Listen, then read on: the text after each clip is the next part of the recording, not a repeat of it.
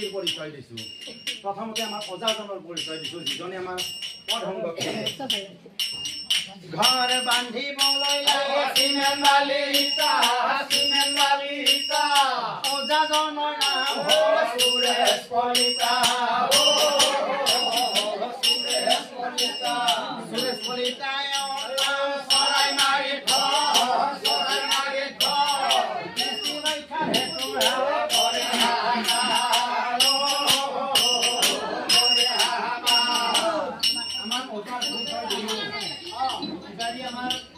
পৰিচয় দিম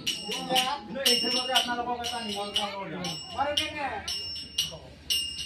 অৱশ্যে নিমন্ত্ৰণটো সময় নহ'ব তুমি কৈ দিয়া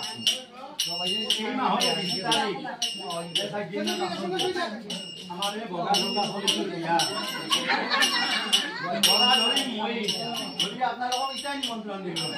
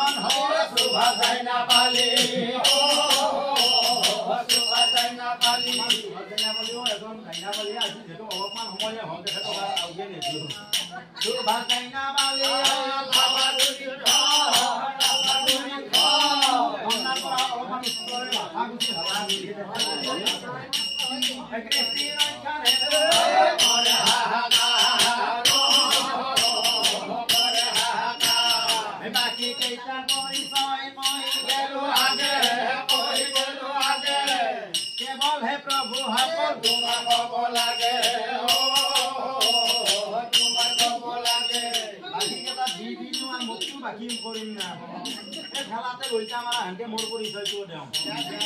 মোৰ পৰিচয়টো দিবা লগা হ'লে অকণমান ঘূৰি ঘূৰি চাব লগা হয় কাৰণ চন্দ্ৰ হইনে মই নাই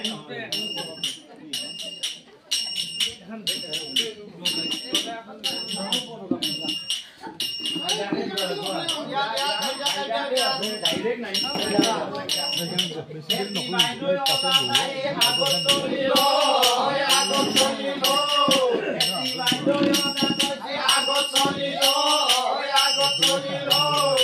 মোৰ নামটো হ'ল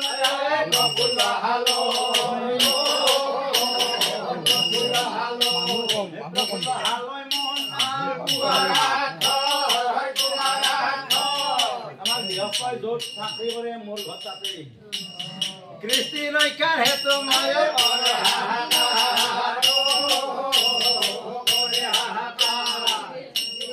অন্য অজা কৰি ৰাইজ আমি অজা হৰো চৰাই মাৰিৰ বোলো অজা মোৰ শিক্ষা গুৰু চৰাই মাৰিৰ বোলো অজা মোৰ শিক্ষা গুৰু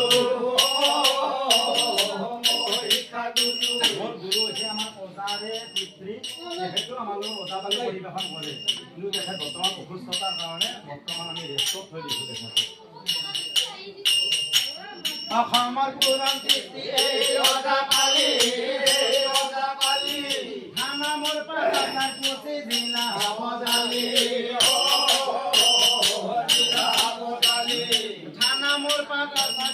জিলা বজালি